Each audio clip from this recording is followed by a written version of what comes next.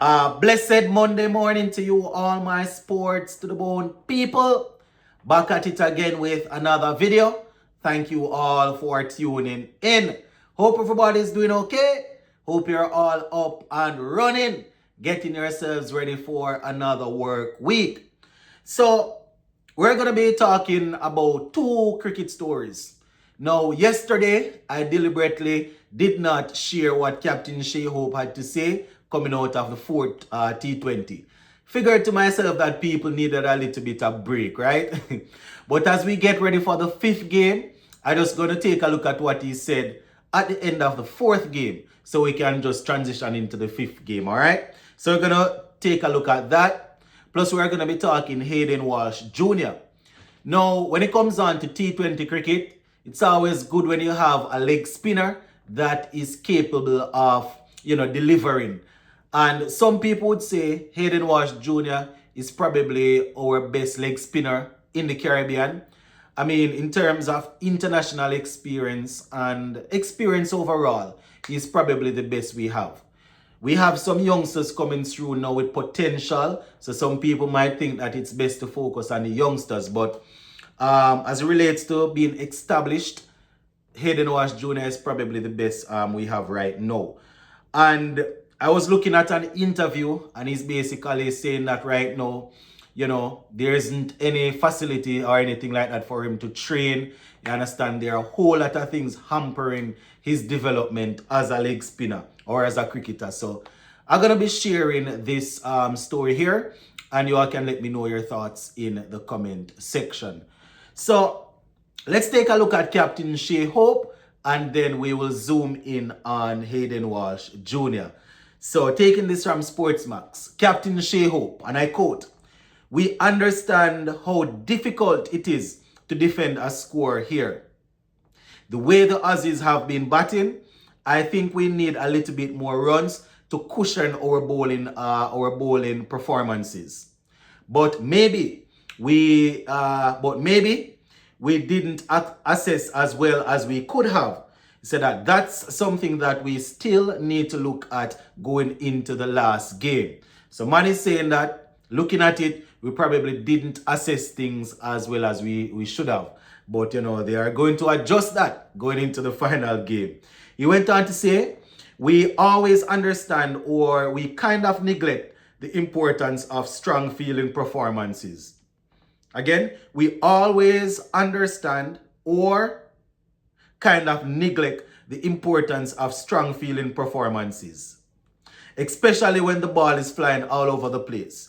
You've got to ensure that you are putting your body on the line, taking those crucial chances because that can be the deciding factor of who wins or who loses. End quote for now. So that is Captain Hope saying, listen, we have to remember, even though the guys are hitting a lot of sixes and the balls are being hit hard, you have to put your body on the line, is what Shea Hope is saying. Right? We cannot neglect fielding. Right? And we saw the fourth game, we saw how poor it was. Right? He went on to say, so it's something that we may have to let ourselves, it's something that we have let ourselves down in a sense. Went on to say, but the reality is feeling is very important in cricket games, especially close ones when you have to give yourself a chance of winning. End quote. So Captain Shea Hope is just reminding us that feeling is very important and we need to get it right to give ourselves a chance to win, right? So that is what the skipper had to say coming out of another defeat. So that's what, 7-0 in favor of Australia. The fifth and final one, if we're not able to win, then it's going to be 8-0. Yes, I tell my people, really, really tough. Anyways, let's talk Hayden Wash Jr. So as I said at the beginning, leg spin, it's very difficult. It's probably, I don't know if I should say it's the most difficult art when it comes on to bowling. It's not easy. You understand? So this, I am taking this from the Observer, right? Or coming out of Antigua. The headline says, "It's frustrating. Pro cricketer Hayden Wash Jr. says lack of access to top cricket facilities hindering off-season Leeward Islands prep." So this is Hayden Wash Jr. At the moment, we are just in the gym and we are using certain machines to do physical training. But as far bat and ball training is concerned, but as far as bat and ball training is concerned, we are not able to do anything. He went on to say, personally, as a leg spinner, you need to bowl balls and you need to keep on working on your craft. And it is very frustrating because I am not able to do that on my own. If we have leeward islands training and we are not able to bat and bowl balls, then what do I do next? End quote for now. It's tough. I don't know what's going on there where Leeward Islands training is concerned, but Hayden Wash Jr. is saying that right now it's mostly just gym work, just lifting weights and all of that. But you definitely need to put in some specific work. There are different aspects of training. You do background work where you do a lot of running and you do gym. But at some point, you have to transition into the specific phase. Where as a bowler, you have to bowl a lot of ball. As a batsman, you have to bat. You definitely need to be practicing the skill.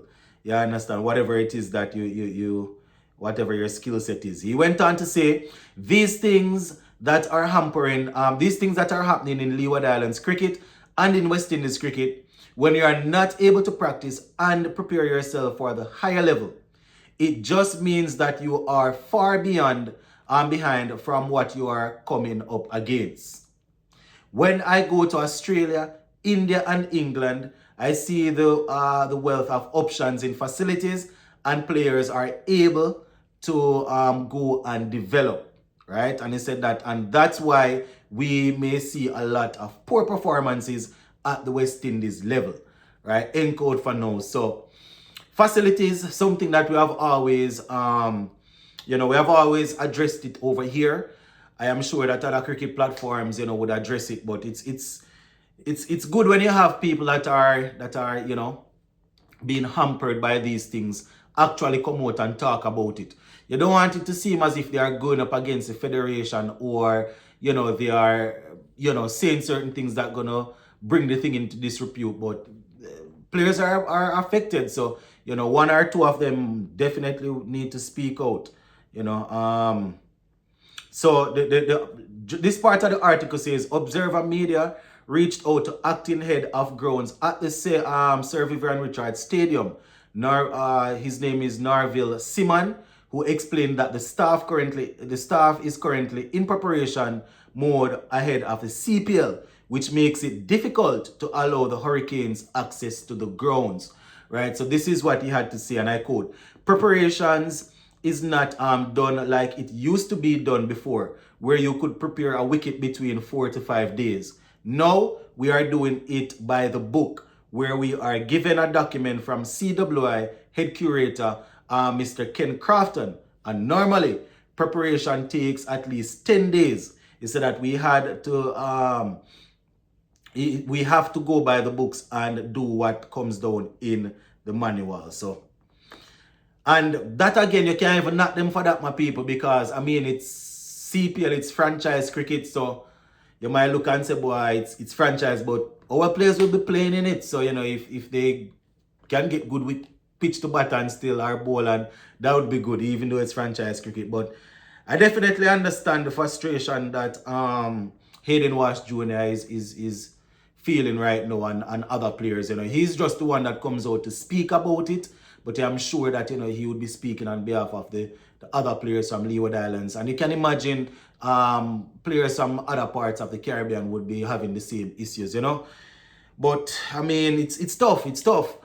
One might say that he's probably far away from the West Indies team right now, but at least he's talking about the Leeward Islands Hurricanes, and the fact that they are not able to train as much as how they would want. So we are hoping that that is something that they will be able to address, and players will be able to go there and get some much needed work in. But go and leave it right here. Just wanted to highlight that because I don't know it's a part of a cricket thing. Big up.